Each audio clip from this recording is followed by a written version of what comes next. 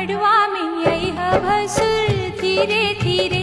तो दोस्तों कल जो खेसारी लाल यादव ने किया है वाकई में ये सराहना वाला बात है भाई। सभी विरोधियों को एकदम बोलती बंद कर दिया है। खेसारी लाल यादव कल 11 नवविवाहित लोगों को शादी करवाया है और भाई सभी के शादी में 11 न्यू बाइक गिफ्ट किया गया है, ग्लैमर बाइक। तो ये करना सिर्फ खेसारी लाल यादव ही कर सकते हैं। मेरी अपनी कोई बहन नहीं है, ना मेरे दादाजी की कोई बहन थी, ना पापा की बहन थी, ना हमारी कोई बहन। लेकिन उसके बावजूद भी देखिए पब्लिक सिटी लेके गिरा बहने के। Thank you.